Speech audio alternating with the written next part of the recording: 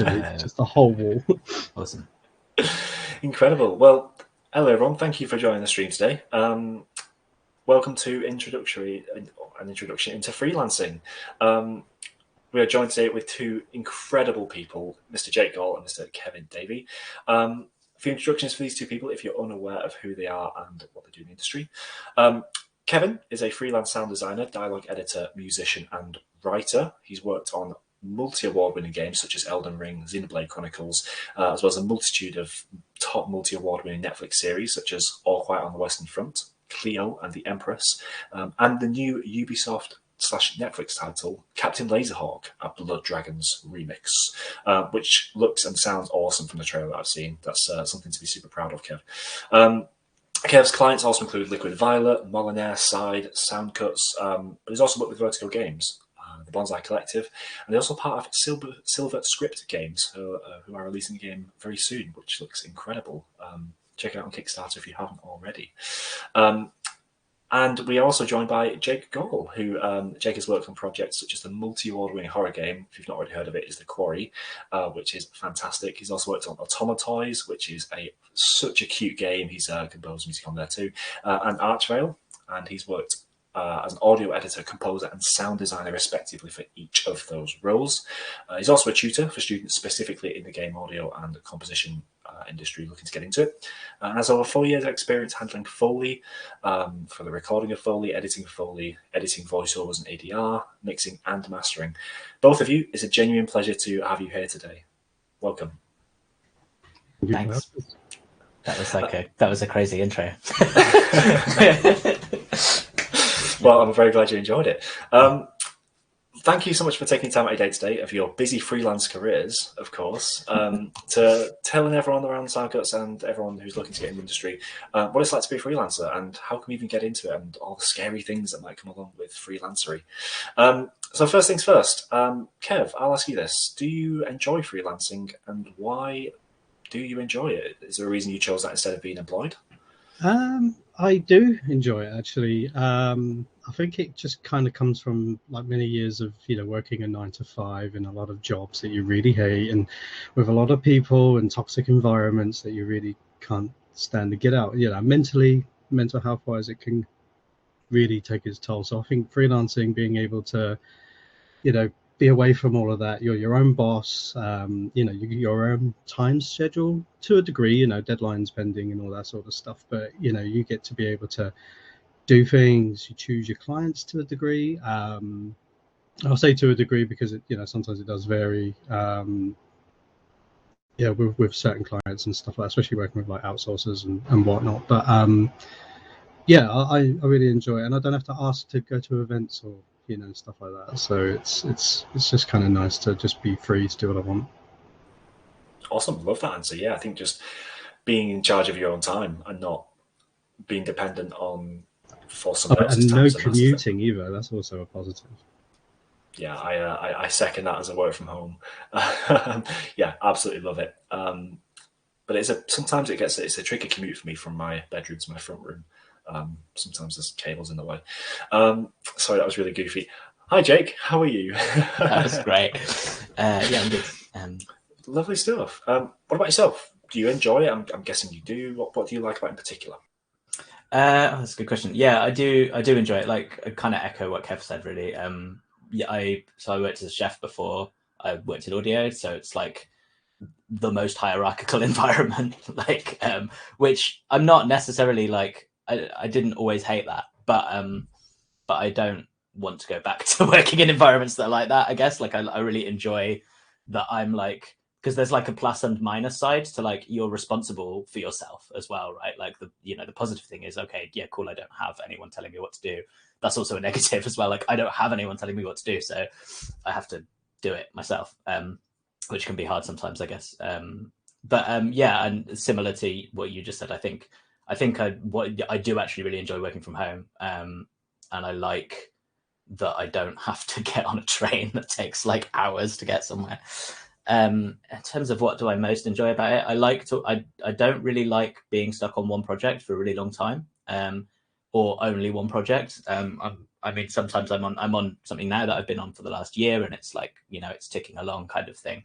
But yeah, I really struggled. I worked in a post house for a while as an in-house person, and I really struggled with just being on the same thing for like 10 hours a day, sometimes 12 hours a day for months. And I found it really difficult. So I think that was kind of one of the things that like drew me towards freelancing, was this kind of ability to have multiple projects on the go, and you can kind of manage that yourself. Yeah, absolutely love that. I think what you said just before you went to, you were speaking about, that was just having discipline for yourself. Is such a super important thing, which I'm sure we'll get into a little bit later with some of the questions in a bit more detail. But it's awesome. It's awesome to hear about your backgrounds as well. Yeah, I love that. Greg just mentioned sound designer is equals an audio cook, so that's one title you can put on your CV. Lovely stuff. So you guys have both worked with some massive clients, massive companies out there. How would you go about pitching or presenting yourself for a client in question? Have you got any anecdotes you can kind of recall from? Kevin, I'll let you take this one. A lot of people are going to hate me, but I never pitch. I've never pitched since starting freelancing. Yeah, people tend to come to me really, and that's not a brag or anything in any means, but it's like, I guess I just do a lot of networking, which, obviously tomorrow you're going to cover a networking talk, which is going to be amazing to hear anyway. But, through a lot of networking, you get to meet a lot of different people. And I tend to find just via those relationships, the work just kind of finds it, especially in dialogue as well, because I find dialogue is, quite a niche market. And when people realize you can do it, they kind of just come to you. So unfortunately, I can't say how to pitch because I've never really done it. So sorry. It's interesting you say that. So would you say over time you've just kind of built up a client base with just being reliable with work in terms of like starting off dialogue editing?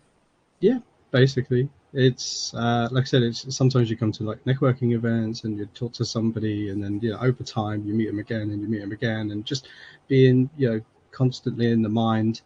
You sometimes do get it where you'd be like, oh, we actually got this project and we kind of do need a dialogue editor. Can you kind of like come on board and just have a little conversation about rates and all that sort of stuff, and whether it's even achievable, because there might already be a million deadlines that you're trying to already keep up with, so you might just be like, unfortunately I can't. But it's not been that way so far, touch wood. So it's been good.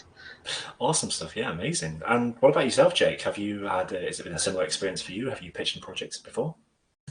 Yeah, no, not in I mean, I guess I think it's probably worth saying that like the sort of scale of projects that me and Kev work on are quite different. Like I'm not generally working on big AAA stuff, with a few exceptions. Sometimes I have, but like the quarry that you mentioned. But yeah, so generally, yeah, I probably do a bit more pitching. Sorry, I'm gonna turn Slack off because it's like making that horrible noise in my ear. That's better. Yeah, with like, it's kind of changed over the last year. Like I think in the last sort of year or so, I've started to get kind of more of what you're saying, Kev, of people coming, either repeat clients who I've worked with before who've got new projects and they're kind of at a point where they're ready for audio, or people who I've known just through networking in the industry for a little while who have come to me and said, oh, we actually need some time for this thing. Are you available? But yeah, in terms of pitching for smaller projects, I think the answer to how do I pitch is like really carefully. And I'm sure like everyone in the chat is quite aware of the reputation that especially composers have in game audio for sliding into people's DMs and throwing them a million SoundCloud links. And I think we all know that maybe isn't the most effective way of making a friend or a client. So I think, yeah, I haven't done much pitching in the traditional sense that you would think of, like, or so-and-so has been invited to pitch for a X big AAA game. I think a lot of that, at least for composers, happens through people who are either further along in their careers than me or who have agents, right? But I do a lot of talking to indie devs, and generally like keeping an eye on mostly Twitter. And if I see something that I think looks really cool and is in early development, and maybe if I follow them and they follow me back, I will have a conversation with them. Not like saying, hey, do you need someone to do sound? Just saying, hey, what's your game? Like, I'd like to know more about it. Do you have a mailing list? And like build a relationship. case in point, the thing that I'm working on today was something that, you know, I've been having conversations with them for the last 6 months. I knew that they didn't have a sound designer and composer, so I had that in the back of my head, but I also knew that they might not be ready yet, and I didn't want to, you know, push them too much. But I did end up working on it. So I think, and that's how Autonomous Voice came about too. Like I just I followed Stefan, the dev, and I asked him if he had a mailing list because I just thought the game looked cool. And then 3 months later, he messaged me and said, "I really need some sound, like very quickly. Are you available?" And I was. So yeah. So I guess like similar to what Kev said, like I have done some more kind of pitching, I guess, but it's more about long-term relationship building with people who may or may not end up being your clients, I guess. Jake coming in clutch with the networking 101 lesson right there. Yeah, that's fantastic. You've hit so many lessons there, just not flooding people's DMs. People, if you can do good work, you can do the best work in the world, but if you approach someone and just say, here it is, people are just not going to be interested. So I think really, really interesting point there about just following people, being a nice, approachable person, and people want to work with you. It doesn't matter if your work is the best thing in the world or not. People will just want to work with you and get better together. And it just makes the best content overall, in my opinion, anyway. Really, really good advice there for everyone there. So have there been any instances where you've looked online for a job, or you've applied for or pitched for a project and you've been turned down? And how did you deal with that? Jake, do you want to take on this one? I thought I unmuted myself, they didn't. Yeah, sure. Yeah, all the time, like every couple of weeks, probably. I think it's just really, like, obviously it's still shit. Sorry, I don't know if I'm allowed to swear, but it is. But like you kind of just get used to being rejected, I guess. I think like I guess because we're talking about freelancing, to bring it back to freelancing, like one of the reasons initially I started freelancing because I couldn't get a gig because I didn't have any credits or any, you know, no, why would anyone want to hire me, right? So I just started trying to freelance and making stuff for free and blah blah blah. And you know, I was applying for junior jobs for quite a while and I was not getting a look in really. And in hindsight, that's because my showreel wasn't good enough. But now I'm kind of like, I reached a point where I was like, actually, I do want to do music as well, and that's important to me. And so I kind of just pursued that. But yeah, in terms of getting rejected, I think like especially anything that's kind of publicly listed for composers, you know, so many people go for those things that there's like an extremely small chance of you getting it, even if your music is just like mind-blowingly amazing. It's kind of not, like you said a minute ago, it's kind of not about that. In terms of how do I deal with it, I think it's easier when you're busy. Like this last couple of months, I've been pretty busy. I've had quite a lot of work. So then you're just like, nah, never mind, carry on. Got to carry on with what I'm doing. When you're not busy, it can be really soul destroying. And yeah, I don't know. Try and keep making things, I guess, and try to remember that it's not about your skills, really. Like, obviously, you have to have the, you know, some skill in this industry, but it's like I guess we've kind of touched on a bit, like, it's really not, there's so much more to it than that. There's so much, like, luck involved. There's so much right place, right time, and, like, you know, talking to people and all of that sort of thing. So, yeah, I guess I try and remember that. But, yeah, sometimes I just go and whinge to my partner and, you know, feel sorry for myself. Yeah, love that. Take it out in a video game a little bit, and then yeah. What about yourself, Kev? Have you had any instances like that too? Oh man, I've had loads. Many years of rejections. I could literally, if I printed them, I could probably publish it as a Bible-sized book of rejections. But you know, this is over like 10 years or so. And you know, mental health wise, it can really ruin you because you kind of know your worth, right? You know that you're good at what you do, and you know that, you know, if somebody just gave you that little tiny chance that they'll actually you'll show that you can do well, and you can, you know, maybe change the face of sound design and do something truly amazing. But you know, you never really get there, and it just kind of really destroys you, I think. And you know, sadly enough, a lot of the companies that turned me down in the past are companies that I now work with or have done games for. And you're like, well, you know, I wasn't good enough like 6 months ago, and now I've met you at an event and we've had a chat, and you haven't even asked to see my showreel, and I'm now working for you. And you're like, well, you know, clearly something's not right with the showreel or the CV or something. But just by meeting people kind of has changed a lot of that. And like I say, these companies are now hiring to do these jobs that I was originally turned down for. So it's, yeah, I think you just got to stay positive and, you know, try to get out there and, you know, network and meet people, and you'll realize it's a bit rubbish, but there is light, you know, you can do it. Yeah, I absolutely love that. It's really interesting what you said about the kind of mental health side of things, because it can take a big toll on you. Just you constantly putting yourself down, and it's very easy to spiral, I find, when you're in a situation like that. But as they both said, trying to keep busy and just keep putting yourself out there, because it will work out in the end. Just be friendly, be as happy as you can be throughout the day, and try not to go out with the intention of work. I find that's one big thing. I've been to a lot of meetups, a few conventions, and people have always just said, "Oh, I work for this company. What are you doing?" And it's a very obvious pitch that they're trying to get involved and get working with you, rather than just popping along saying, "Oh wow, I really like your shoes." Just nice compliment, start a conversation, just start up a friendship. And I think that's super, super important. Thank you so much for all these questions, by the way, guys. We will, Jake, feel free to jump in, but I'll pop all these questions to the end. No worries, that's fine. I just wanted to oh god, now my mind's gone blank. But echoing what Kev said, I guess, is that just because someone says no to you, it doesn't mean it's no forever. Do you know what I mean? Like, you've ended up working for a lot of those companies, and I've definitely had situations where I've been rejected for something and just kept in touch with that person, and 6 months later they've been like, shit, I'm really busy, can you help me?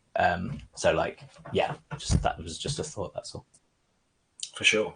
So let's say you've got quite a few friends, you've made quite a fair bit of stirring up in the audio community with your name, people are kind of after you, and you've got a few different opportunities that are coming out to you. People are reaching out saying, "Oh, can you do this? Can you do this?" How can you tell apart a good one from a bad one? Are there any obvious flags that you should be aware of? Not to necessarily turn the job down, but anything that kind of strikes you as a little bit off. Kev, do you want to take this?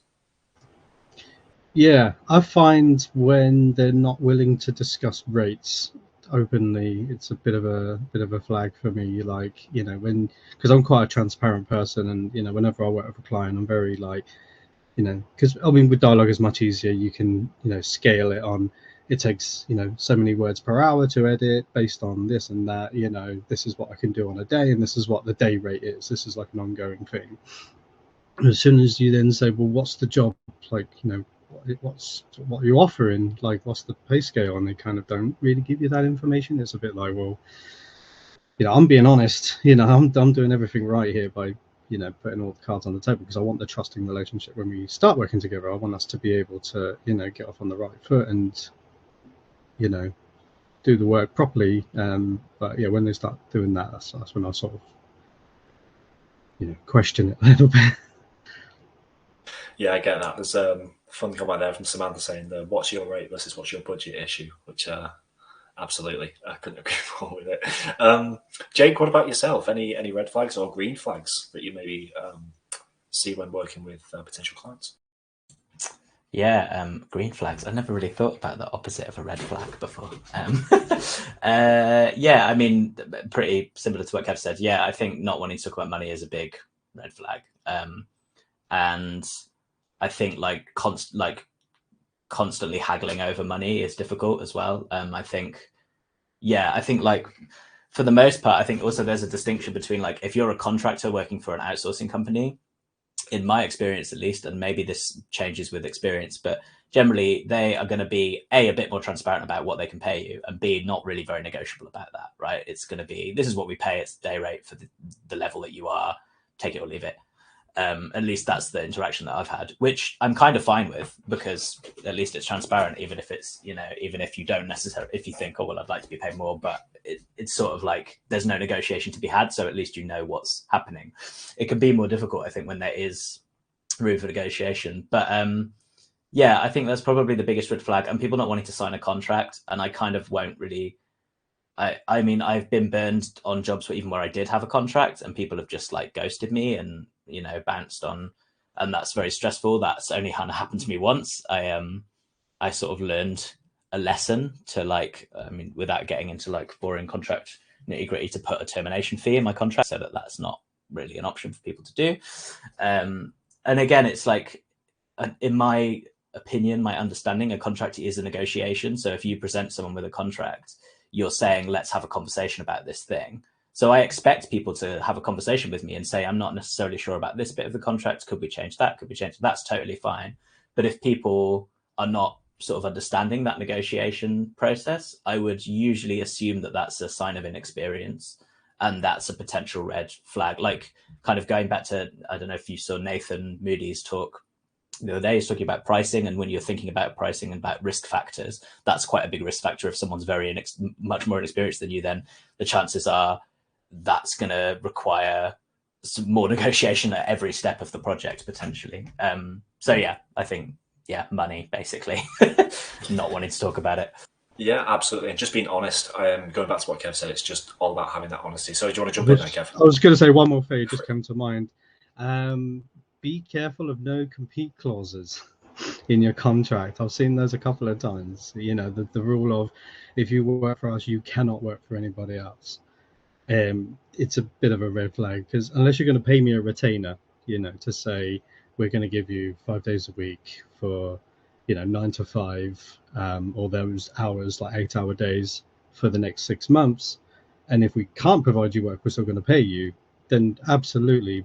But no compete of saying, you can come and work with us, but if if we can't give you work, then you just got to sit and twiddle your thumbs because you've decided that, you're not allowed to work with anybody else. You can get really caught out. So it's happened a few times.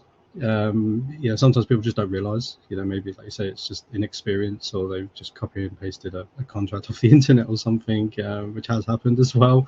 But definitely check for the no compete clause, unless it's on a retainer, by which point, pay me whatever, really. I think that's great. Yeah, I think we could do an entire talk on contracts alone. I think maybe that's Airwiggles 2 2024 talk, possibly. But yeah, I mean, what you've said there, spot on. I was going to say just contracts alone would be I was re-guessing it, maybe an amber flag now. The right contracts would be a green flag. But yeah, it's kind of fundamental, because I've seen other jobs where it's just been a case of it's word of mouth and it's kind of on promise and you kind of work through that way. But I think having a contract is crucial regardless, but do check it over. No full-on legal advice here. But this is not legal advice. Yeah, this is. But this is just our experience of what it's been like dealing with contracts in the past. So, when you have been looking at projects and kind of pitching projects, and you've got them, you've both worked with a variety of different studios, including indie all the way through to AAA. From your perspective as a freelancer, what's been your experience? How have you been treated? Have you been noticed more by one? Have you been do you get heard a little more by any of the particular studios? I'll let either of you take this experience. I'm kind of interested to hear what Kev says, because your sort of background is quite different to mine. I want to know what it's like working on big AAA stuff. I mean, a lot of the AAAs I work with are through outsourcing studios. So, Liquid Violet, especially, obviously, yourself, Soundcuts, Side, Boliner, they all do work with AAAs, and they kind of have their situations involved. And sometimes the culture there is a little different. Like I find, like with Liquid Violet, and especially with Soundcuts, that everybody's like super nice and super friendly. So you just kind of always, everyone just treats you well. But you don't get a creative input really, because you're not working directly with the companies. So I tend to find, like with Vertigo and with Bonsai Collective, like even though it is on a dialogue capacity, you're sort of a bit more integrated in the team because you're now part of their overall project. You're kind of part of their family, as it were, which you still get with like Molyneux and Side and Soundcuts and stuff. But I think working directly, there's just a little difference in the dynamic. There's not so many people you've got to jump through to be able to sort of speak to the audio team or whatever. Whereas outsourcing is very much there's a person for each part. And to work you out the chain, you kind of have to also either be there, or you kind of have to know the people higher up, which is usually frowned upon if you're working with an outsourcer. Like I wouldn't go work with Soundcuts and then suddenly start, get in touch with Supermassive behind your back, because that's like, you don't do that. It's just not right. That's just not right. So that's right. Yeah, I like that. I think that answered that. Yeah, for sure. I think the direct communication is something that isn't ideal in any situation. I guess at least with outsourcing companies, you almost by instruction, I guess is the best way to put it, rather than kind of having full freedom.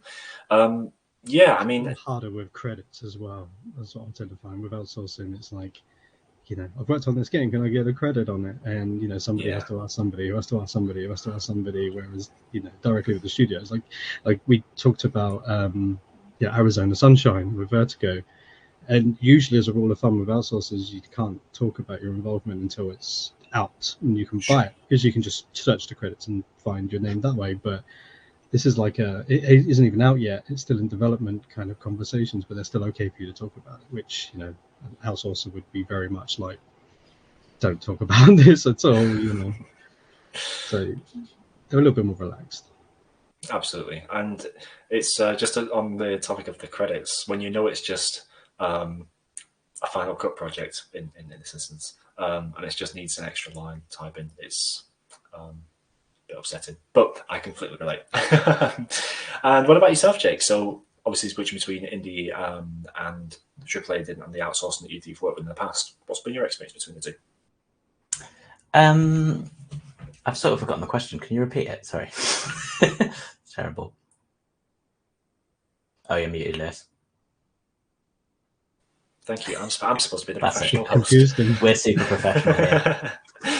So what's the difference between an indie and a AAA project from you as a freelancer's perspective? Do you have as much control, or do you find you're still just kind of told to do stuff? Like, what's been your experience between the two? Yeah, I see what you mean now. Yeah. Well, again, I think I've really not worked on that much AAA stuff, but I mean, I've worked in TV for a bit, so that's kind of comparable kind of workflows in a way. Sure. Yeah, I mean, I think you definitely have less agency in my experience. I don't know what it's like to work in-house AAA, but in terms of I think I quite like to be as hands-on as possible in terms of implementation, and being ideally having access to the engine and being in the repo and hooking everything up, as much of it as I can up myself. I'm a rubbish programmer, so I tend to require the assistance of someone who's not a rubbish programmer, but I will kind of do little bits of code and or blueprints if I'm in Unreal and that sort of thing. So I think that also, the sort of flip side of that is that it's a lot more work, I guess. It's a lot more volume of work, but also you have the kind of capacity to have agency over how something sounds in a much more hands-on way. Whereas if you're kind of handing over sound effects or dialogue or music, whatever, to someone else to implement, that's obviously a lot trickier.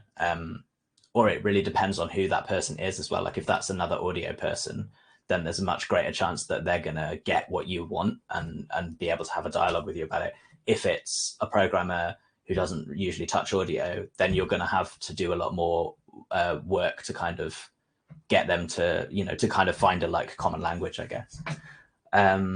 So yeah, I think I tend to like being as hands-on as possible, but also that comes with the risk of it's inevitable that you're going to break the build at some point, and that's going to annoy someone. And I think the size of the team really affects, and the working style of the team. So in the last couple of months, I've been on sort of 3 different projects in different engines with completely different teams, and they have really different approaches to, one is the Archvale team. We're working on a new thing. We've made a game together before, and I know that we don't, I don't even have my own branch. We just do everything on one branch, which is pretty out there, but it's fine because there's only 2 of us basically ever pushing anything, right? So it's not a huge deal. The other is, others are similar sized projects, maybe teams of slightly bigger teams of 8 or 10, but with a much more kind of structured approach to, you need your own branch and you need to make sure that this gets pulled and this gets done in this order. So I think it's just learning that as well. And I imagine the AAA things that I have worked on, I've never touched the engine whatsoever. But I imagine there's a very strict structure about how that gets done. And that it's, I'm just laughing at Greg saying break the build right at the start, just said dominance. I've definitely broken the build on stuff that I've been working on as an outsourcer, and felt like a massive idiot, and got a very gentle telling off by the person that I was working with. Yeah, of like, don't push things unless you are 100% certain what they are. But again, like that just really varies depending from project to project. Other things I've been on, I've broken stuff, and people, or the build gets broken all the time by other people, and it's not a big deal. So yeah, I don't know, I'm rambling now, but yeah, I think it's being hands-on I find really enjoyable. But yeah, I don't know how much you get to do that unless you're a technical sound designer in AAA. Yeah, I get it. It's more work, but more rewarding type of deal. Which, yeah, I'm with you. I like as much control as possible when it comes to sound. I mean, that's what I guess we all do. We're all here for sound, so we like to think we can do it the best. So, and I think the more control we have, the better. If you're confident with it, for sure. Lovely stuff. And the last kind of thing about in this section of kind of getting work, as it were, are about deadlines. So, in short, what advice would you give about managing your time? So to anyone who's looking to go into freelance work, how would you advise handling your time? Do you use particular diaries? Is there a system? Is there a workflow that you use? Kev, do you want to take us on this one? Yeah, I mean, working with various outsourcers anyway, you've got a deadline for everything. Like a whole week can be a deadline for every day. Could be something somewhere, because obviously the outsourcers work with multiple clients and multiple people, and everybody likes to think they're important, and everybody wants their stuff before the next person. So definitely having a list of stuff, a week or 2 weeks if you can in advance. Check it in the morning when you're having a coffee, simple things like that. I use Toggle. I was the only one who uses Toggle for like time tracking, because with a lot of different clients and a lot of different projects, sometimes you'll be working on something for half an hour or an hour, and then you'll get a message being like, hey, look, can we just put that to bed? Clients wanting this now, can you move to that? And you're just constantly bouncing, or at least I'm finding I'm bouncing vigorously through different projects. And so having to just toggle in and out, just like there's a little desktop app or the browser or your phone, just so you can make sure you know what you're doing, just to keep time tracking for like invoicing and stuff like that. But generally, communication is probably one of the things. So I tend to find every morning I will look over what I'm doing and then speak to somebody from the team and be like, hey, just to be clear, we're doing this today. What do you need me to do by 6 o'clock when you go home? What's important? And just do it, and just bounce between things that way. And like I said, if you can keep an eye on toggling and keep an eye on like your sheets and stuff, you tend to not really think about it, especially when you get to the invoice day when you have to run your invoices and you're just like, oh shit, what did I do? I can't, you really know you got that information. You just kind of just tap in and tap out as per the project. Yeah, awesome advice. Yeah, absolutely. I think a really big one there was communication. Like if you're unsure about anything, I think you just ask the client or ask whoever you're working with on behalf of the client. And yeah, it's just got to be crystal clear, because one little slip up like that can cause it to snowball. I was about to say the communication is mentally key. Can't even stress that enough. Like burying your head in the sand and sort of just ignoring your teams, and it'd be okay. I'll just keep doing what I'm doing until 6 o'clock. You're just going to end up, pissing somebody off, and you don't want to break that relationship. You want to keep everybody nice. So if you can't do it, just be very clear and just be like, oh man, I don't think this is achievable, I'm really sorry, and talk. And you'll be surprised how many times, and I've had this a lot, where they go back to the client and say, look, delivery can't be today, something's come up, we'll do it tomorrow. And then you buy yourself a bit more time, but obviously you don't want to get into the habit of annoying the client. But if it's really important and you really can't catch up because you've had to quickly run to the doctors or something, people are accepting, and you'll be surprised if you just talk to people how much you can not get away with, but how much people aren't like, it has to be this, unless it's launching tomorrow, by which point they haven't got themselves sorted. If they're launching tomorrow and you're still working up to date, Yeah, absolutely. It's just interesting when you mentioned that there with I was just thinking about the kind of mental side of it, because obviously you can put yourself down and think, oh my God, this is going to go terribly wrong. But just reaching out and asking for help is so important for all of it. So yeah, people are human. People understand that things aren't always going to be the worst thing in the world in terms of time. So just, give yourself a bit of time. Most people reasonably will say, okay, yeah, we'll give you a little bit extra. So I'd like to think so. What about yourself, Jake? How do you deal with all your deadlines? I think I'm probably much more loosey-goosey than Kev about it. But just about like bouncing off what you just said as well, I think it's like, this is just a bit of an aside, but if a client sets really unreasonable expectations and you meet them, that's like bad for the client as well, right? Because then they're going to think that those aren't unreasonable expectations and they're going to continue to set with other people that they work with or with you. So it's like bad for you, but it's also like, I think this is probably easy to do as a sort of like solo freelancer like me, but I think you kind of need to teach your client how long stuff takes.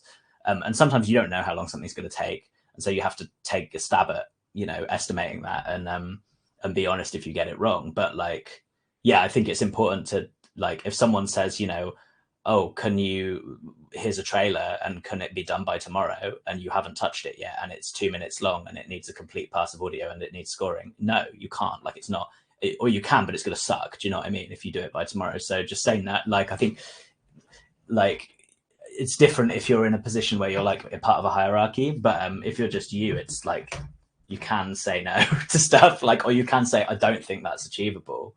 Here's what I think is an achievable goal. Yeah, I think managing expectations, basically, I guess that's what I'm saying. Going back to the actual question. Yeah, like I think I try very early on with a client to, if I've not worked with them before, I try to manage their expectations about, okay, what are your deliverable dates? Like what needs to be done by then? And then I try and figure out, is that actually achievable? Do I think that I can do that? Do I think I can do it? I mean, they don't need to know what other projects I've got on or how busy I am with them, because that's just like, they don't care. Do you know what I mean? And why should they? But I think it's good to like try and say, if you think that, okay, I'm not going to make this deadline in 2 weeks, right from the off, it's better to say, is there any possibility that we'll be able to push that?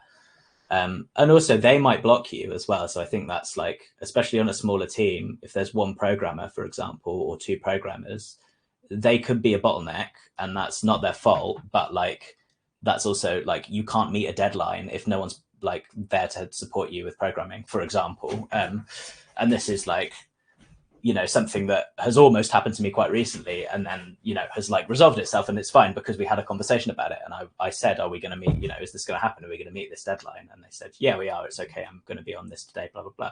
So I think, yeah, basically what Kev said, just having conversations with the people. In terms of actual practical time tracking, yeah, I use Toggle as well. I do my very best to avoid charging hourly if I can. I tend to charge a day rate or a flat rate for a whole project, depending on like the scale of the thing and how like knowable that is. Like if it's a game that's going to go on for 2 years, I wouldn't charge a flat rate just because I'm like, well, the scope of this thing might change massively. That's just my personal choice. But yeah, for smaller things, I tend to charge a flat rate. So I try and track what I'm doing in terms of just for my own sake, so I can look back at stuff.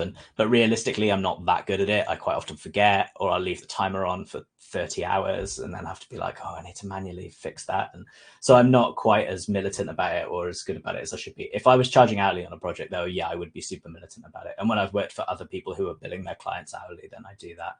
And I just use whatever the person I'm working for tells me to use. That was a very like round the houses kind of answer, but a lot of good information, not a problem at all. I think it all comes back to what you said previously, communication, like just actually speaking to people and making sure that everyone's on the same page. With a lot of the outsourcers, especially the bigger ones, I tend to find that there's also a producer who will already know what the times are. They would have had the communication and be like, this is like a 3-day turnaround, so they would have already kind of communicated that to the client. So all the outsourcers really doing is just saying, hey, can I book you because we need this to be done today or by the end of tomorrow or whatever, and you just say yes, I'm available, or no, I'm not. So you don't have to worry about that so much when you're working with outsourcers. You just got to be available when they ask you to be. But it's when you're working directly, you kind of need to sort of be a bit more like, you need to have this communication and try to work it around what you're trying to do. So, yeah.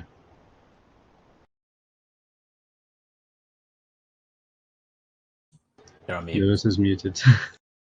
And then I said you're on mute while I was on mute, which is perfect. Professional. We do work in audio, guys. We do promise. So before we jump into the skills bits, I've got a few more questions just about you in terms of what skills are necessary for being a freelancer. We'll just take a look at some of the questions that have been asked by by the chat. Thank you so much for putting all these answers in, guys. I really do appreciate it. So let me just have a quick read. Miguel asks, what is the best way to meet non-audio devs online, potential future clients rather than game jams or similar? I feel like I'll meet a lot of sound designers, but know very little people that are animators or game devs, etc. From my point of view, I think having a look for groups and meetups in person always works better than online, just because you can create a human interaction with people. There are quite a lot of Discord groups out there for game jams and other people that are looking for it. And a tip that I'm going to blatantly steal from Lewis Thompson is that when you look on, if you search Twitter and just search game dev or any hashtags that are related to game development at all, using that specifically or anything along those lines, you can find some projects that are people are looking for, people that are in audio. And those ones are not often as talked about. So if you do want to look for some potential work clients in the future, build up relationships with the people that are actively looking for people on Twitter by searching their hashtags and what have you. Do you guys have any advice on that? Yeah, I don't. So I think in terms of, I agree with Lewis that like if you can meet people in person, I think that's great, and try and do that, and I think also try and remember that like it's like a marathon, so don't burn yourself out trying to do loads of online networking, because I've definitely done that, and it can be a bit miserable if you're just like staring at Twitter constantly. Having said that, I do use Twitter a lot, unfortunately, despite it being a bit of a bin fire these days. It is still quite useful, and what I tend to do, what I've found is useful, is to follow people whose games I like, and then see who they're following, and then see what games they're talking about and what things that are in development. And that takes a really long time. Like there isn't as quick, answer to that. But for example, I talked about Automatos a bit earlier, but I got that job because someone I follow whose games I really like, a guy called George Batchelor, he tweeted a GIF of it, and I was like, oh, that's cool. What's that? And I went and looked at it, and I saw that it was pretty likely that there was no sound. So I followed them, and then I messaged them because their DMs were open and said, oh, do you have a mailing list? I want to know more about your game.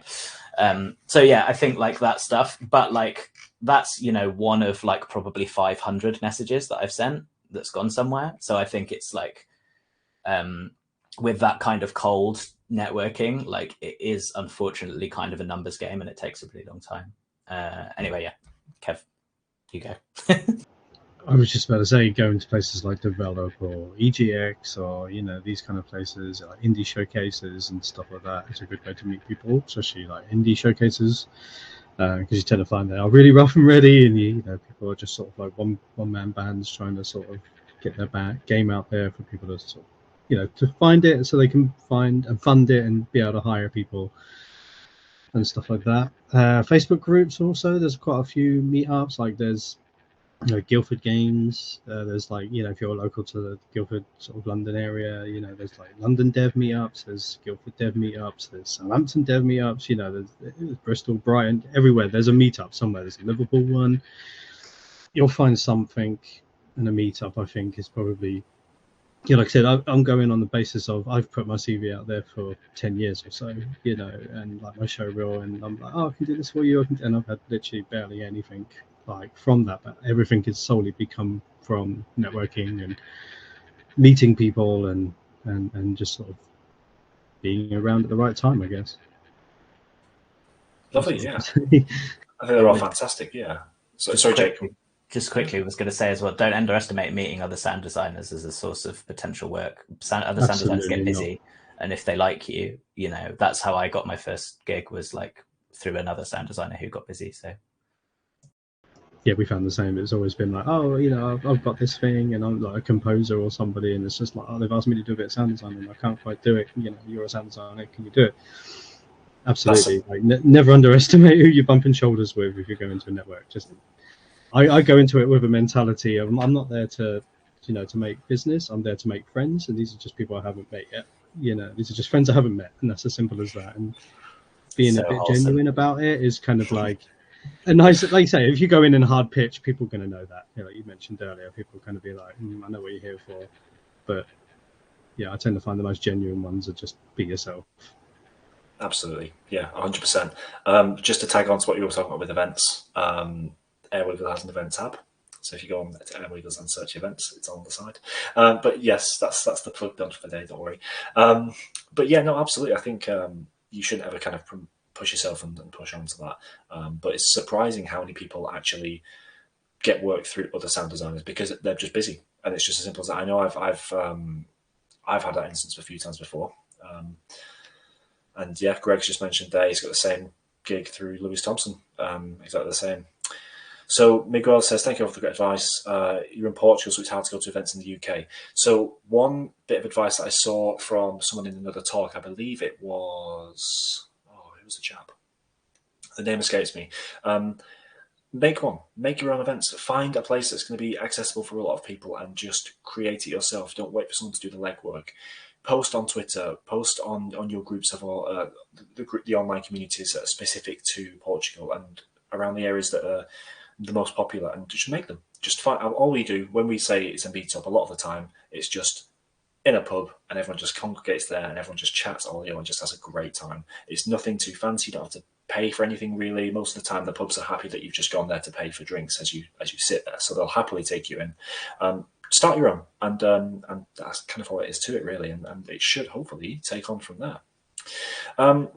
Lovely stuff. So let's have a couple more questions. You mentioned working on long projects. What exactly is challenging or not so fun for you to work on a long project? Does anyone want to take that? Yeah, that was me, wasn't it, who said that? I think that's a really good question. I also think it's like a personal thing. It's not about the project being long. It's about it being, I guess I would like, what didn't explain myself very well. Like I'm working on something that I've been working on for a year, but it's 2 days a week. So like, it's not the only thing I'm working on. I think what I really struggle with is working on the same thing and only that thing for months at a time. I just find it difficult. I don't really know why.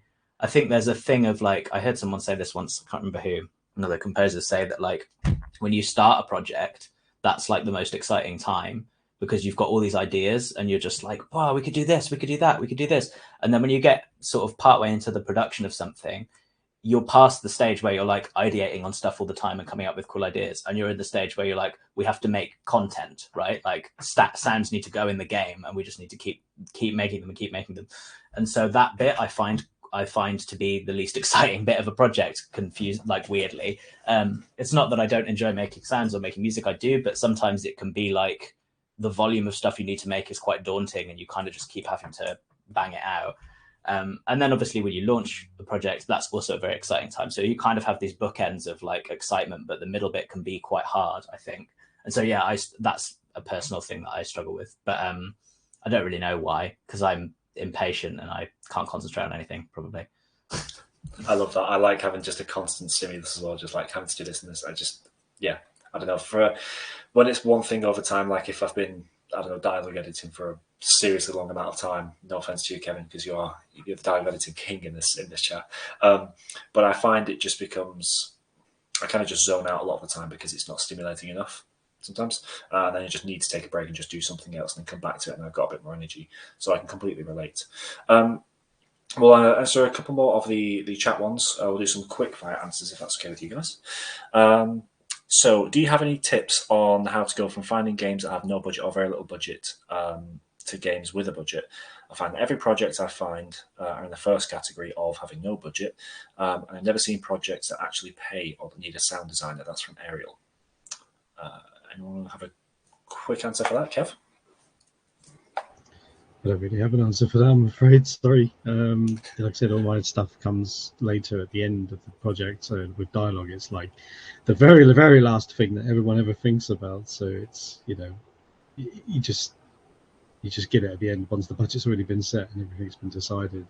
From a sound design point of view, I couldn't tell you. It's been such a long time. I think Jake will take this one.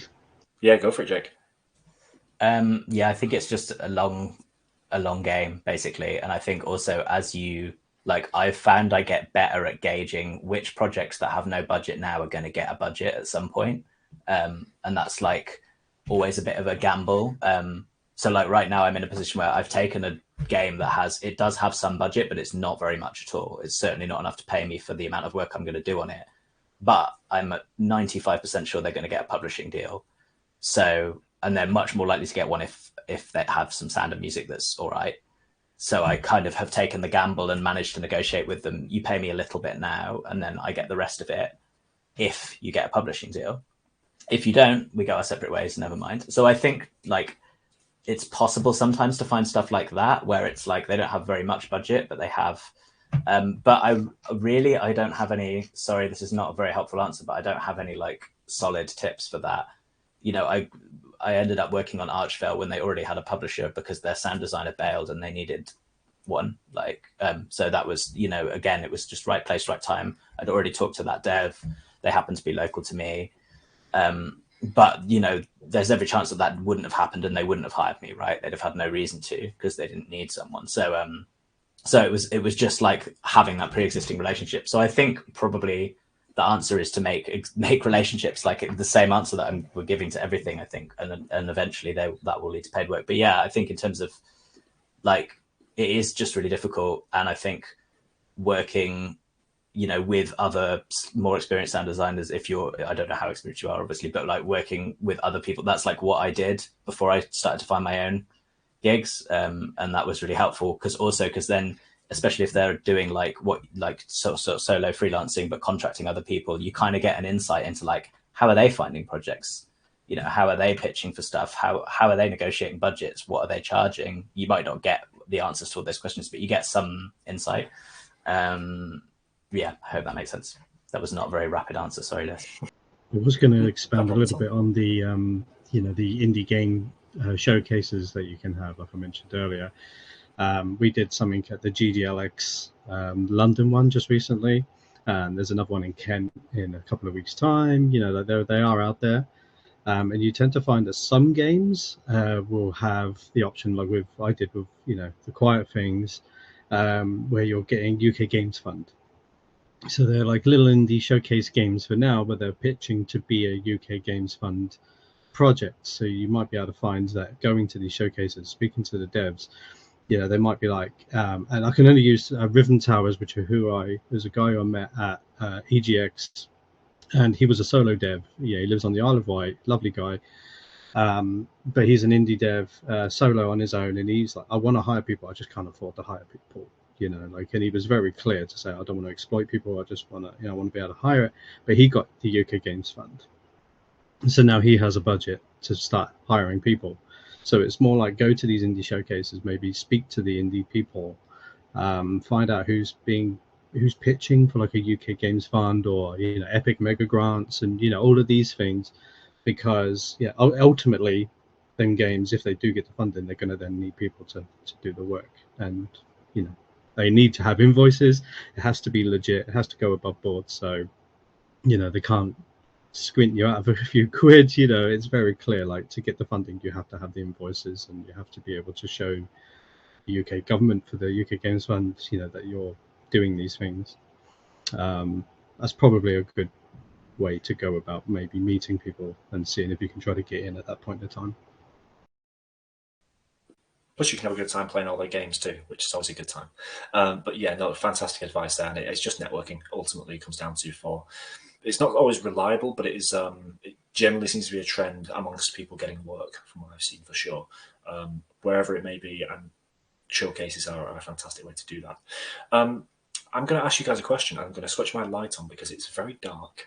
So the question I have for you guys now, it's all about your skills. So you both got fantastic skill sets in a lot of different areas, as we spoke about in your introduction.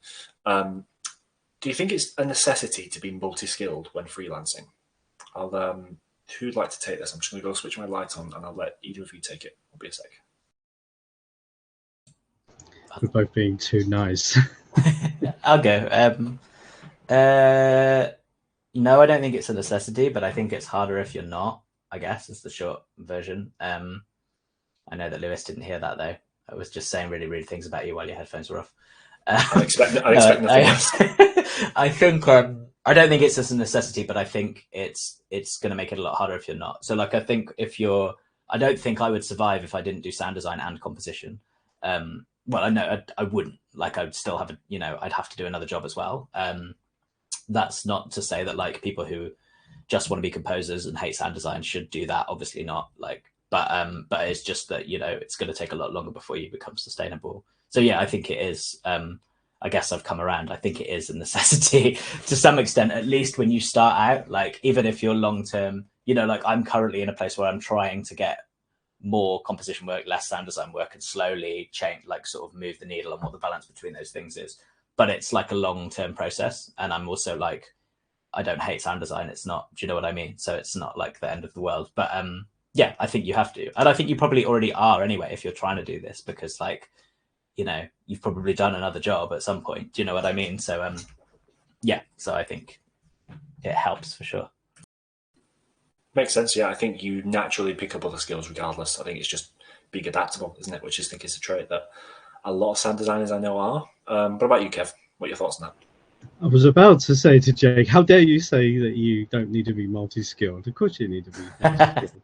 But like, I don't think it needs to be in audio. You know, like you can learn audio, you can learn, you know, things. I use a macro controller, you know, so I can bounce between doors all day long, you know. So it's kind of like, I don't necessarily think it has to be in audio, but I think, you know, you have to be able to market yourself. You know, and these are where I think the soft skills for being a multi-skilled person is like, you know, you need to be able to network correctly. You need to be able to, because you're your own brand, right? You're talking to people, and you know, it just, you need to be able to practice with like small talk, and you know how to be able to have nice conversations. But you need to be able to ask questions as well. And I find that's a lot of time people tend to want to talk about themselves because they think this is my one and only chance of meeting this person. I got to tell them everything about me and all my life, and it's like, well, you know, if you're networking, they're gonna be there all the time, and you're going to meet them again, and you're going to meet them again. So I think you just have to have the balance.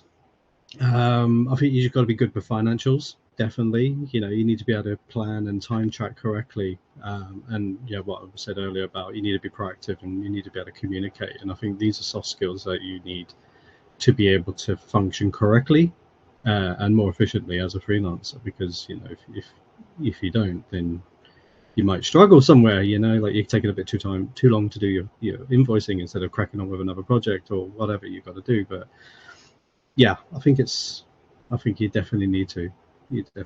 And you know, like, I don't want to keep using it, but you know, going out and networking is absolutely massively key to staying relevant and surviving, I think, in freelancing. Yeah, I agree. Just touching on what you said there, there's a fantastic talk by Sergio. I think it was on Tuesday or Monday. Might have been Monday, talking about safeguarding for freelancers, and just what you said there about being good with money and time and everything like that. It all kind of bundles into his talk as well. So check that out if you're really wanting to get into freelancing, because it is a fantastic little addition. But yeah, fantastic answer, as always. Next question then. We have I have been collating all these questions up as well. We didn't get through them all just then, but we will answer the rest at the end of this chat. So don't worry, we will get through them. So as a freelancer myself, I found that the scariest thing was taking a jump from my really safe 9-to-5 job selling TVs and hi-fi. I was working for a good few years before I decided to actually commit to working freelance. We're talking like 10 years before I kind of went, okay, I really want to make this jump, and I committed to it. What about you guys? What made you commit to this line of work? Were there any concerns or worries that you had going into this freelance world? Kev, do you want to take it? Sure. What made me decide? COVID happened, actually. I used to work in live events prior. You know, and I think of my CV probably mirrors a lot of people who are trying to get into freelancing, like we mentioned, chefing and warehousing and delivery driving and, you know, sales and all those rubbish jobs. And I think like being at home during COVID kind of allowed me to just be able to safely make that jump. And, you know, I think being confident in yourself, you know, helps as well. Like I've spent many years, like I've had a lot of, you know, in my relationships in the past where, you know, you're not really championed by your partner, or you're not really encouraged, and you kind of feel like, you know, if I do this and it goes wrong, and now I'm at this burden of this other person, and I've now got, you know, they have to cover for me financially, and, you know, all these stresses, and, you know, it doesn't help. So I think COVID was like, we didn't really have a choice, you know, the live events industry went asleep, and I've got to figure out another way to make money. So I just kind of just did it, you know. And obviously my partner Alex, she's extremely supportive, and she just kind of was like, well, you know what, if you need to do it, do it. You can lean on me for a little while if you need it, but she was very much there. But you do need to, I think you need to have a financial freedom to be able to take some risk at least. If you're going to do it. I was terrified, I'm not going to lie. Answering to somebody to now being the person to make the decisions is pretty scary. Well, big congrats. I mean, it's a hell of a journey that you've come from. So, yeah, just congratulations. Jake, what about yourself? Yeah, I did. I sort of took so I did a music degree years ago. This is relevant, and I never really did anything with it. Right, I played in bands and I made weird music and stuff for a bit, and then I kind of just never did anything with it. And then I got made redundant at the end of 2018. And at the time, my partner was my head chef. We worked together, and so we both got made redundant, and we both had some redundancy money, and we went on a long bike tour and decided we'd both go back to university when we got back and do something else with our lives. So I went and did a master's degree, and I still didn't know what I wanted to do. I just did a sound design degree because I was like, sound design seems cool. I don't really know what I'm doing. I guess I'll do that because it seems more likely to get me a job than if I do like a weird sound art installation degree, which in hindsight probably would have been cool. But anyway, so I did that, and I went, and through doing that I got a job at a post house. And I quit that at the start of the pandemic because I hated it so much. I was like crying at the prospect of going to work, and it was a terrible idea to quit it. Realistically, like I didn't know there was going to be a pandemic. I didn't have any kind of backup plan. I didn't have any money. Like I didn't really have any savings at all. And I ended up going back to work in a kitchen that I'd worked in 6 years ago, which was a bit of a low point, to be honest. And I also did some other part-time jobs. I worked as a cleaner, and I did a whole bunch of other random shit, and just tried to get any freelance work that related to sound at all. So I kind of slowly built it up from there and managed to quit my job. But I think I've sort of forgotten what the original question was now, but I think it's everyone seems to have a really weird journey into sound, like for games stuff, especially because there's no like obvious one path in. But yeah, I think that's what led me to freelancing. That was like the original question, wasn't it? I think a common theme you got there in the end. I think a common theme with a lot of this is because my pathway was very similar. It was a case of it was COVID. I'd gone from working in a shop into working on customer service, and I just hated it because it just consisted of 9 out of 10 calls was press the button to turn the TV on, and it just got super, super time consuming. I think from my point of view, it was almost like a breaking point. It was just like, I've got to do something else. I need to do this. And then using that energy to fully dive into this, I think just kind of floating by and hoping it will happen won't do anything. You've really got to commit and just go, okay, if I want to get into freelancing, if I want to be in the sound or the audio industry and become a freelancer, you've just got to commit the time. You've got to find the time and make the time.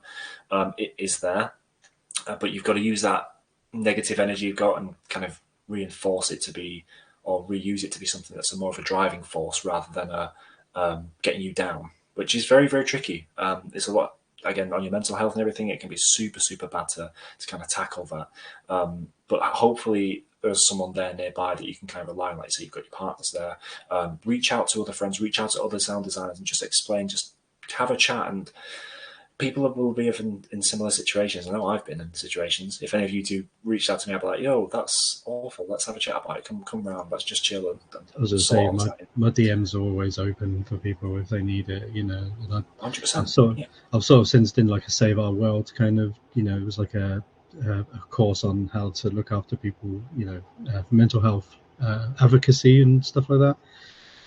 And yeah, it's really important.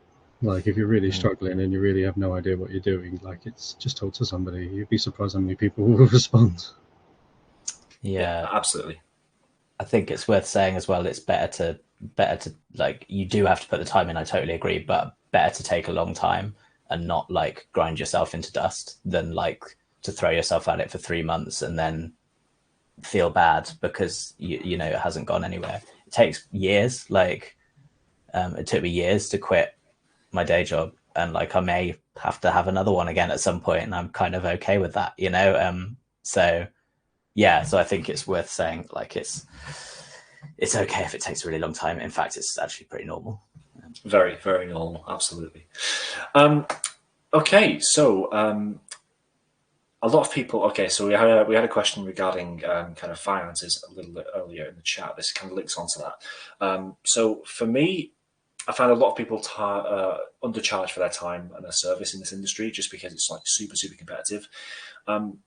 Individually, how do you two determine your worth, and how do you negotiate with clients? Is there anything that you should or shouldn't say? Jake, do you want to take this one? Yeah, and I'm gonna jump in and answer a relevant question that was in the chat as well, which is disappeared. Oh, here it is. Tyler, yeah. This is relevant. Are online freelance sites like Upwork and Fiverr a good place to start? Personally, I would say no, like don't bother. The kind of clients you will find on Upwork and Fiverr want the lowest price possible, and they will always want the lowest price possible. So they don't want like, they're more likely to be really difficult. They're more likely to ask for a lot of revisions because they want the lowest price possible. They want the cheapest, the most amount for the least amount of money. And so I think, yeah, I tried Upwork when I first started. Also, Upwork is like pay to play, basically. Like you're paying for tokens to apply for jobs, and that is just fucked, in my opinion. Like, so yeah, I would say better to find people to do free projects with who you think will go on to do more interesting and potentially paid stuff than it is to work on stuff at Upwork or Fiverr. That's obviously my personal spicy take. Feel free to ignore me. But anyway, pricing relevant to that, pricing yourself. Yeah, like it's really difficult. It's the short answer to that. Like it's it really depends on the client. Like with people that I've worked with before, I will, I tend to be more open to negotiation, especially with, for example, on Archvale, I had some rev share and that turned out to be worthwhile. So I now have like negotiated a slightly lower rate or some slightly better terms for the client on the new project in exchange for rev share because I think it's worth that gamble. But I'm now in a position where it's okay to do that. Whereas like, a few years ago, that might not have been the case. Yeah, in terms of like where to position yourself, I guess is kind of the question, right? Like, where do you because if you just go in with like a crazy high rate, yeah, people are probably not going to pay it. But I think my feeling is probably ask for more than you think you're worth. Like that's kind of what I always do.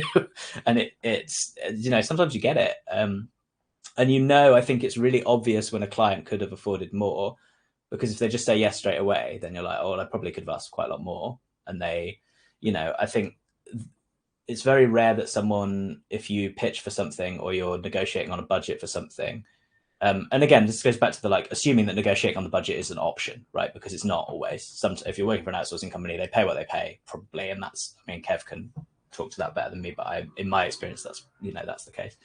But yeah, I would say it's pretty rare that like if you're having a negotiation with someone that if you throw out and whatever your price is, that they're just going to say like no and walk away. And if they do, you probably dodged a bullet. Like in my opinion, like if they're not willing to have any kind of, they're not willing to go, okay, we can't afford that, but then they're probably going to be difficult to work with, in my opinion. I have found that like being open about whether you're flexible at your price is important as well. Like I would usually say like, this is how much I'd usually charge for this thing. How much of that can you afford? Which is, I think is worth looking at. Like Akash the Car's got a lot of talked a lot about this. He's a sound designer, he's pretty well known, who talks a lot about the kind of business side of stuff.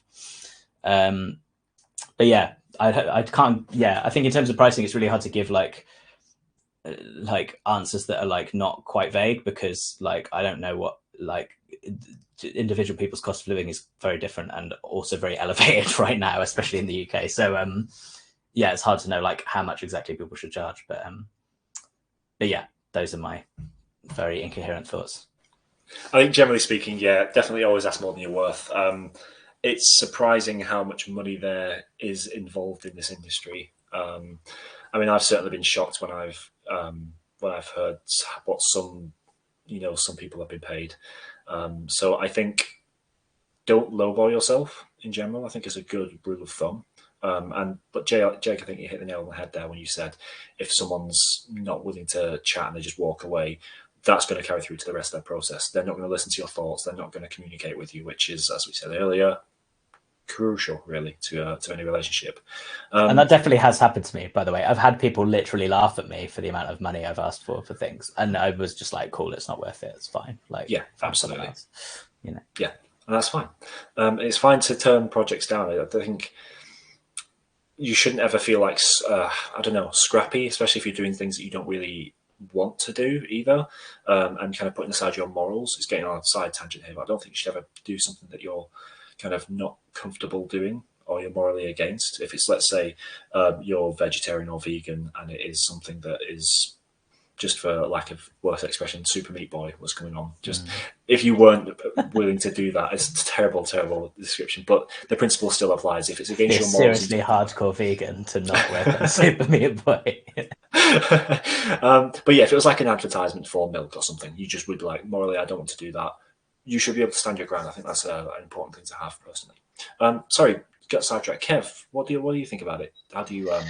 I mean, just so I'll remember on the Fiverr thing, I agree with Jake entirely, absolutely. I mean, I always go, like I said earlier, I always go into it with a very open. This is what I expect on a day rate. This is what I've earned, and it's not me just. I'm not trying to highball. This is just what I physically have earned doing this exact job, especially dialogue. And I sort of say this is depending on the client. Some clients may not have the full budget, but generally speaking, between this and this, and then leave it to them to make the decision. And it's, if they're not willing to sort of discuss and sort of be like, oh yeah, well we were actually thinking this or that, then like Jay said, they're just going to be a hassle later down the line, and they're just going to probably penny pinch and try to find a way not to pay you as much as you want to be paid. And but my worth is, it sounds really stupid, I don't commute, so if you have to make me come into the office, I won't work for you. Like, it's, I mean, in case there is anybody looking to hire, I will work, but it has to be really negotiable. Like, like I know what I can earn on a day-to-day basis by walking from my bedroom to this room, and I've been in a situation where I've worked in jobs where you're really on minimum wage and you're treated like crap, and the people around you are crap, and the commute to work is crap, and all of those things. It's like, I will never go back to that. That's my worth. That's what I tell myself. Like, I will never do that again. So with the money thing, I think if it's transparent, for me anyway, especially with dialogue, it's pretty easy, because you could, like I said earlier, you can have a rate and say, well, typically, this amount of money can get you this rate. And if you want a cleaner rate, like if you want to be more surgical in the clean, it's obviously going to take a bit longer, but what's your rate? What you're offering on a day rate? And again, I've gone in there with a number, and I've been told that's actually a double A salary rate, and I should have charged more because it's a AAA game.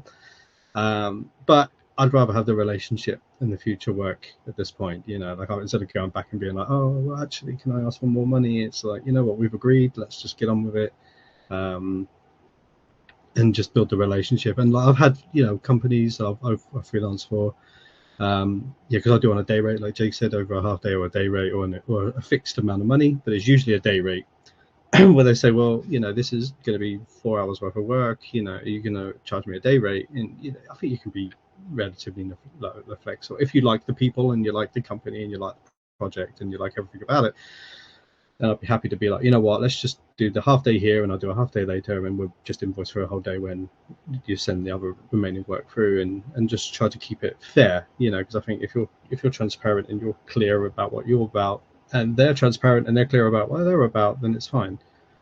But yeah, my worth is that it's, if you're not upfront and honest with me, then I don't think we can have a relationship, because I don't want to be questioning and am I doing this? Are they going to try and screw me over? Because I've been there as well, and it's not fun. It's not fun when you think you're going to get paid and then all of a sudden they ghost you and they're not paying you now, and you're just like, well, what's the point? Especially when you're freelancing, because you need that money, right? You're paying your bills, like Jake said, everything's getting expensive, so you're like, you need to kind of have that trust. And like somebody, I think it was online, somebody said about freelancing is a gamble. And it's kind of like, if you're meeting with people, it's a gamble for both parts, and I don't think it is. I think it's very much like, if you're going to build a connection and relationship with somebody through networking or from meeting them or whatever, you can kind of always trust it in a sort of way that they're going to be true and they're going to look after you. And that's what I want. That's me being true to myself, is I want a friendship, and I want to be able to build on this and be involved. If that's a waffle answer, I apologize. Not at all. It makes complete sense. I love that. I love that it's not so focused on the monetary value. It's more on your mental and moral side. It's a really nice approach. I think that's kind of forgotten about a lot of the time. Financially, I think once you've got all your bases covered, once you've got all the baseline stuff out and you're able to survive, I think at that, I mean, yeah, I think you should always put your point first, Kev, and then baseline should be worth it. That may mean having to do multiple jobs, or sometimes jobs you don't really want to get into, but ultimately I think the end goal is where you want to be there, Kev. That'll be that's ideal. You just want to be happy. I mean, right at the beginning it's kind of tough, right? Because you're like, oh my god, I have to say yes to this, because if I don't say yes to this, I might not get another chance. And you kind of always have that constant worry, and mentally it's not great for you at all. It's absolutely not. And you're constantly worrying, and you're just like, oh, what if I don't do enough hours this month? And you just have these thoughts. But over time, I've been doing this now for about 3 years, and over time it's just like I even forget what projects I'm working on now, because there's just so many of them. It's just like, oh yeah, sure, I'm doing that. Okay, cool. Like, you just don't know. But I've kind of established enough of a network to be able to say, actually, if this person knows you and this person knows you and this person's speaking highly of you, then I can trust you in some sort of way. And vice versa. It's like being approached because somebody spoke to somebody who spoke highly of you is great. It's a lovely feeling. I think it's worth noting as well that there's an opportunity cost to taking on projects that you don't want to do, or you don't think are going to be good, or working on stuff like Upwork, etc. And what I mean is there's an opportunity cost in terms of if you have a big volume of those kind of projects that aren't paying you very well but are demanding a lot of your time, and then something better does come along, you might not be able to take it, or you might have to drop a bunch of stuff in order to take it. And so I think it's worth at this, when you're starting out, you obviously have to do a bunch of gigs that you don't necessarily want to do sometimes, to keep the lights on, and that's totally fine. But I think it's worth thinking about as you go forwards, oh, is this thing actually worth me taking on? Because if something you have no idea, you never know when something better is going to come, and it could just come out of nowhere. It could come out of, I got a job last week from someone I met 3 years ago. We've never worked together before, we just know each other. And then, so yeah. Lovely stuff. Yeah. Great answers from both of you, as always. So I'm going to skip a couple of questions just because I want to make sure we can answer everyone in chats. So last 2 questions. I was going to say, thanks for everyone sticking around. I think it's more thank you everyone. Yeah, really appreciate it. So these last 2 questions. One for you, Kev. I've known you a little while, and I'd like to think we're good friends, and I hope you don't take offense from the way I work. You helped me move my house, dude. Yeah, that's very true. So you joined in the audio industry a little bit later than most others would say, or when most others are interested in it. What's that like for you? So was it like being an old person in the industry, is what you're trying to say? I didn't say that. I I mean, for the record, for anyone who doesn't know, I'm 40 this year, so in a few months, so great. I only started freelancing a few months ago, and I think if you've got the financial backing, if you've got a part-time job that you can lean back on, if you've got a partner that you can lean to if there's a problem, if you need it, absolutely go for it. Like I said, it's my whole adult life, you're talking 20 years of working, like I say, chefing and delivery driving and course, and all of those rubbish jobs, and mentally it ruins you, because that's not what you want to do. You want to be a sound designer, you want to be a dialogue editor, you want to be a composer, whatever. It can ruin you mentally. Mental health is really, really important, and like I said, I advocate quite a lot for that, because it is really hard, especially as you get older and you've got the responsibilities of having a family. You've got the mortgage to pay and all these sort of things. if you can work around those, go for it. Absolutely. That's yeah. And this has happened a few times when I've been to networking events, and I've actually had a conversation with a few older people who have said, "I'm not really sure. I don't know where to go. I've just decided." And it baffles me when people are like, "I'm nearly 40 and I've just become a student." It's like, great, fantastic. We need more people like that. Because it's kind of like, yes, it's great having a lot of young people as well, because there's a lot of courses now, but there was no courses in game design when I was 20 years old. So great. You're finally, welcome to the industry. Welcome to the industry, because you'll come with a lot of other perks. You may not be 20 years experienced in audio, but you're 20 years lived. You've got a lot of experience. You know how to talk to people. You know how to help people. You know how to, there's a lot of these soft skills that you will inherit over 20 years of working really rubbish jobs. So go for it. Absolutely. I don't regret it. And said 40 in a few months' time, and I'm just started this journey, and I'm loving every minute of it. Love that answer. Well, for what it's worth, you don't look a day over 21. But no, generally, yeah, I think that's great. If you've got the drive, you've got the determination, there's such a lovely community out there. Everyone's going to help you. So don't think that age is going to be something that should hinder anything for you. I've got one last question, but first we'll just whip off some of these quick fire ones from the chat. So Will said, it was actually repeated twice in this one. What are some key pieces of info that you want to include in a pitch?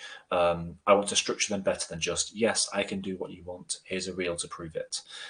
So kind of going back on what we said previously, I think pitching isn't always the best way to approach it.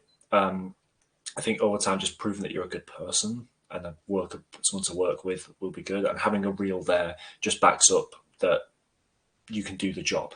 People will want to work with you more than if you're in a pitching directly. However, has anyone else got any other takes on that? Is there any other way to key piece of info that you'd want to include in a pitch, or that you have in the past? Not really. Yeah, kind of what you said. I think more than pitching, it's about having a longer term conversation and like beginning a kind of friendship with someone. Unless you've been invited to pitch on something, in which case, yeah, you need to pitch. You need to put something together for that. I mean, also I would say, like, it depends. Obviously, if you're a sound designer, it's different. But if you're pitching for competition stuff, like, I don't really have a show reel anymore, and I don't necessarily think if you're trying to get into AAA in an in-house job, you need a really fucking good show reel. But otherwise, it's kind of not necessarily about your show reel, really. Like, if you're trying to be a freelance person working on indie stuff, it's about like networking and relationships with people. Yeah. Love that. Yeah. We've got another question here from Joachim. Which I love this question, actually. I just had a quick read. So it's about pay again. So if you've agreed on a day rate or an hourly rate, but the workload is exceeding, in fact, no, it's specifically a day rate, sorry, but the workload has exceeded the parameters set, how do you potentially bring up higher rates without risking souring your relationship? Or do you just suck it up and do the extra work? So if you're having to work a lot harder because the workload is suddenly ramped up, what would you do in that situation? Kev, do you want to take that one? I mean, that has happened, where you're a particularly clicky voice actor, for example, and by clicky, I'm really talking like very salivary and a lot of extra work, even so much that declicker. I watched your thing on you trying to run a declicker earlier, and it didn't even take it out, and I'm like, well, yeah, that happens. It can happen, and I think like a communication is again the key thing. If you just sort of communicate to the person and just be like, hey, look, this is going to take me an additional day, but I've approached it in the past before, saying, do you know what, I've approached to this, and this is what it's cost, and unfortunately it's going to take a bit longer, but that's okay, I'll suck it up, and fine. And you'd be surprised how many times people would be like, no, it's okay, like, how much longer do you need? And it can feel, money's an awkward conversation. I hate having a conversation on money. You kind of don't want to ask, but you need to ask. I mean, we're all in a situation of living crises and stuff, and these people, like I said, understand. And it's like, I think being able to just communicate that and just say, it's fine, I'll do it this time round, but it's a learning curve. You learn, right? I mean, it's easier for me to say because dialogue is very, like I said, there's very much, there's rates on how much you can get done and stuff like that. It's not as free as sound design or composition, but Yeah, suck it up maybe, but willingly have the conversation and just say, this is what's happened. I think it's going to take another day. Are you okay with that? Yeah, like I said, sometimes people, if they're nice people and you've built that connection to begin with, then they'll probably be like, okay, that's fine. As long as it doesn't push them over budget, because they'll have a budget. And like you say, sometimes you'll pitch and they go, yeah, straight away, because they know they've got a budget. They know what they're spending. They're not going to share it with you, but they know what they're spending. But it's surprising how many times we've had a conversation. And in fairness, and this is flip of the coin as well. When I've worked with clients and it's come under budget, I've actually sent a smaller invoice to the client and said, well, actually, we quoted you 4 days. It's only taken us 3 days. This is the invoice. And you'd be surprised how many times people would be like, oh my God, thank you very much. And that's how you're going to get the repeat work and stuff like that. And I know it sounds stupid shooting yourself in the foot by undercharging, but equally, when you do need to have that conversation, you're in a better situation to have it, I think. I agree. I think it's sacrificing a little bit of time to build up that relationship, which I think is it's worthwhile. I think in the long run, but don't drive yourself into a hole. Don't just keep going and going until you break down, because that's never going to be a good thing for anyone. But yeah, communication key. I couldn't agree more with that. Lovely. Scott VR asks, do you find that companies hiring freelancers only want to hire individuals who do all the tasks, from Foley, recording, to sound design, to mixing and mastering? Or are there opportunities out there for teams of 2 or 3 to take on projects with each of their specialties? Have any of you had any experience with that? I feel like that's quite a broad question. It depends on the company is probably the short answer. Like, I think in terms of like AAA companies hiring freelancers, generally they just need help with one thing, right? AAA companies hiring for anything, they're not going to hire you to do Foley and also some music and a bit of dialogue. Probably they're more likely to hire you to do a specific role. But yeah, I think it's smaller indie stuff. A lot of indie stuff that I've worked on, I get hired because I can do a bit of everything. Like, not always. Like, it's more common to get hired to just do sound design and implementation, for example. But yeah, in terms of like recording and Foley and mixing and mastering and things, that's like you're kind of looking at higher budget projects that are hiring specifically for those kind of things. I think on a lower budget or smaller thing or indie thing, it would generally be assumed that if there's recording and Foley or mixing and mastering that needs to be done, you're going to do it. Like the sound designer is going to do it, right? Because they're probably only going to be one of you.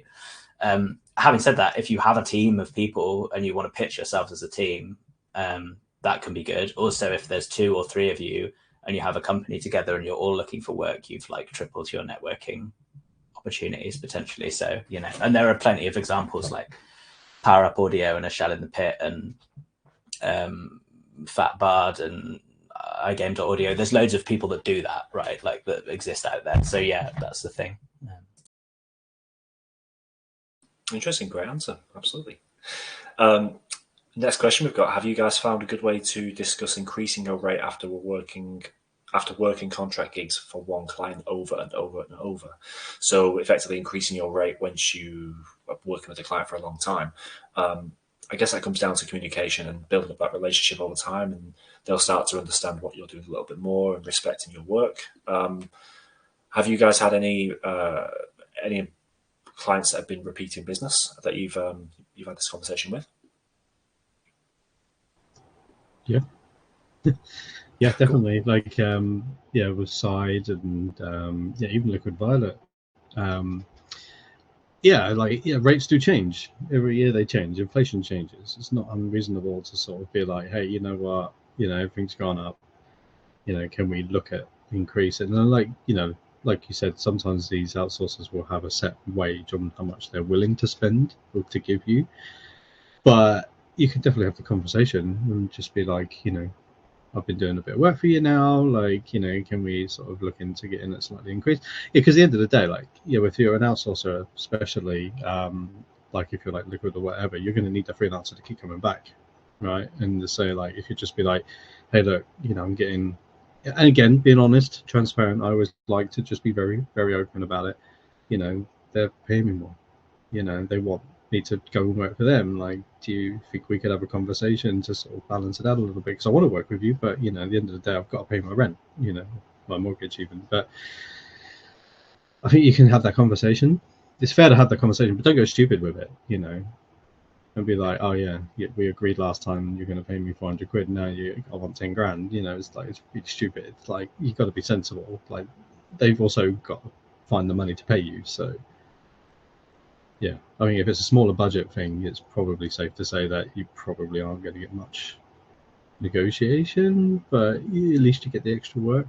Maybe it's like, you know, like I was saying earlier, sometimes it's all good to be honest for longevity than it is to try and take a quick quid and move on, because ultimately you're just going to not be called back, maybe. Yeah, you risk damaging the entire relationship because of a bit of extra money, which long term isn't the ideal solution, of course. Jax Savage asks, how do you manage your time/life when going through dry periods versus times when you're inundated with work? That inconsistency makes me nervous when thinking about doing freelance full time. For me, when I prefer to be inundated with work, otherwise it does also panic me. I'd love to hear your thoughts on how you guys deal with that too. Jake, do you want to take that? Yeah, panic mostly. Panic, freak out, assume that it's all going to go wrong. I'm not going to be able to pay the rent next month, and then usually something comes along, thankfully. But yeah, it's really difficult. But I do think the longer you do it for, the more likely it is that something will come along if you do keep like plugging away at networking stuff. When I do have dry periods, I try to spend more time doing, you know, networking type things. But the reality is, when you're busy is kind of when you need to be talking to people the most, because you need to be talking to them about projects that are going to happen later on when you're not busy. You can't be taking, you know, well, you could obviously keep taking work within reason, but you can, you know. But I think, yeah, there is a level of inconsistency to freelancing, I guess. But I think over a period of time, you know, you need to make sure that you're protecting yourself from that, basically, that you're charging enough that you can put money away, or if you're working on game stuff that you're that, you know, that is profitable, that you're getting some rev share, or any kind of way of making an extra, you know, a bit of revenue that comes in every month that's helpful is helpful. So like Lewis mentioned at the start, like I do a little bit of teaching sometimes, which is just another way of like continuing to make sure that like there's enough of a float in my bank account that I'm not gonna, you know, starve if I can't pay rent if I don't have work for a month. But yeah, I think the longer you do it, the less that happens. Like everybody has, like I've heard, you know, super big name composers have like dry periods, but you kind of, again, like you never know I lost a job this year that was supposed to be until at least the end of the year. It was supposed to be starting in February or March, and it fell through, and I kind of saw it coming. The guy was being a bit flaky, and I was like, oh, he's gonna bail. This is annoying. And he did, and I was like, oh fuck, I'm gonna be a bit fucked. I don't really know what I'm gonna do. Sorry, it's past 10 o'clock now. I'm just gonna keep swearing.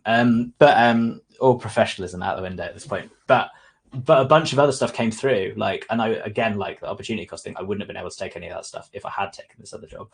So like, yeah, you just have to kind of keep plugging away at stuff. And obviously, if you don't have enough consistent work that it's paying, you know, for whatever your lifestyle and your cost of living is full time, then you have to have another job, you know, and that's fine. Hopefully it's possible to do something that's flexible. Awesome answer. Yeah, absolutely. Just as we are, because we're kind of approaching the limit with the talks, we'll ask one final question and round it all off, if that sounds okay with everybody else. Thank you so much for everyone who's tuned in, though. And thank you all for your questions. I hope you've taken a bit of advice from these two lovely gentlemen.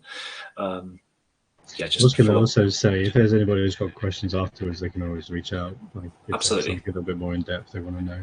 Yeah, same. If anyone's burning questions in the chat that we haven't got to, please just DM me on here, and I'll get to it. Fantastic. Yeah, all our DMs are open, whether it's on Airwiggles or Twitter or wherever it may be. For you both, do you have any final advice for those looking to go down the freelance route? I'll let you take this one, Kev. Start with. I was just sort of thinking about it, actually. I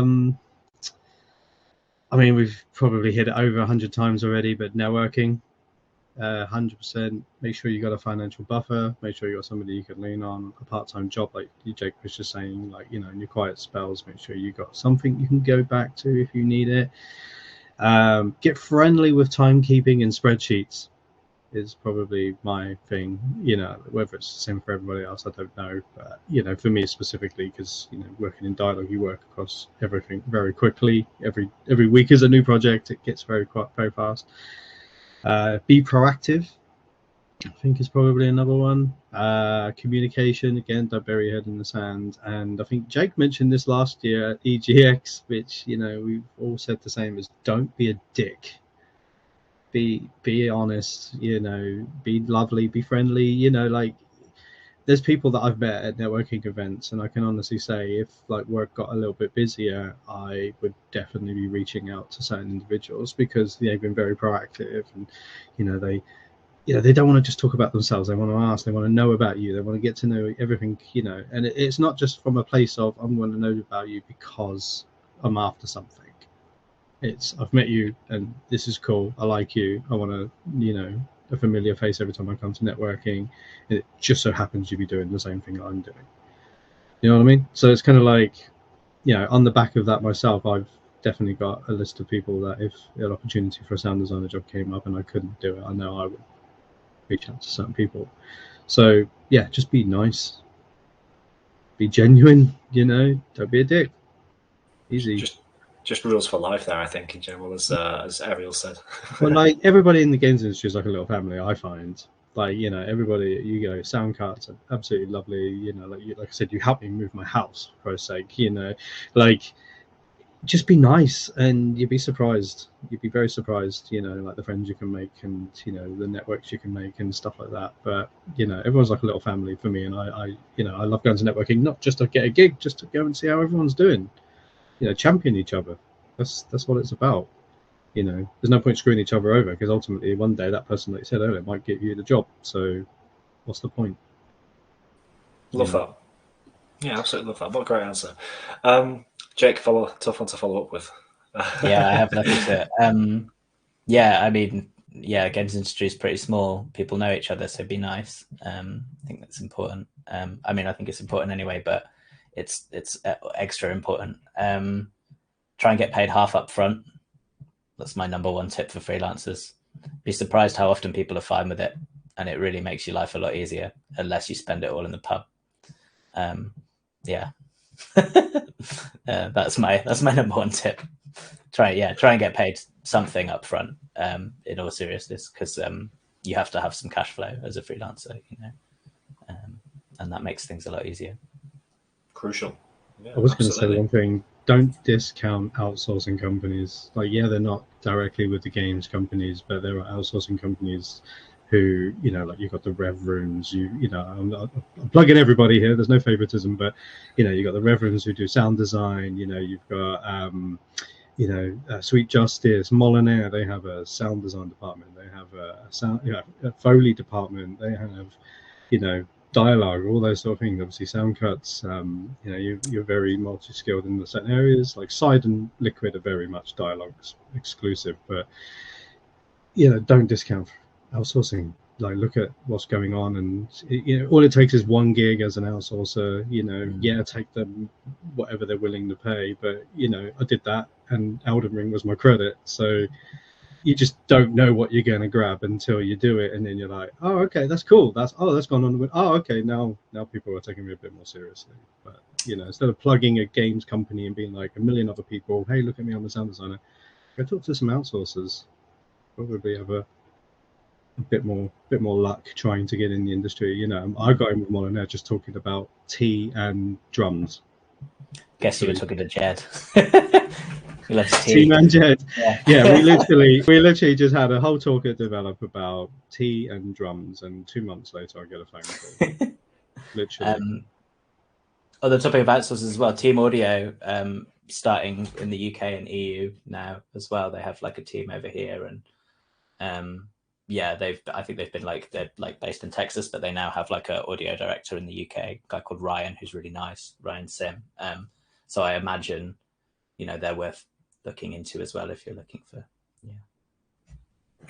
Amazing Maybe I stuff. can talk to Sam MJ later. He asked a question about the pros and cons between freelancers and outsourcers, whatever. Sorry, it was outsourcing and direct, but we can talk about that. Yeah, drop. Feel free to drop in. I mean, if you want to ask, I definitely saw Sam's message, so feel free to reach out and I'll answer that. Fantastic. Well, thank you so much for all your time, everyone in chat. Jake, Kevin, it's been a genuine pleasure as always. To the nicest people in the audio industry, and it's just great to have a chat with you guys as always. Lovely stuff. Well, thank you everyone for tuning in. We will start a countdown toward the end of the stream. I will vanish, as I've warned you guys principally. It caught me off guard. 15 minutes overdue. It's okay. With a lot of really, really good content in there. But yeah, thank you so much for tuning in, everyone. Thank you so much for the questions as well. So we can get through all of them, but just reach out. Any of us are more than happy to help out. Feel free to DM me and I'll do my best to get back to you. Absolutely. Thank you so much, everyone. Have a lovely end of your Wednesday night, and we'll see you all very, very soon. Enjoy the rest of Aircon. Bye. Bye all. Bye.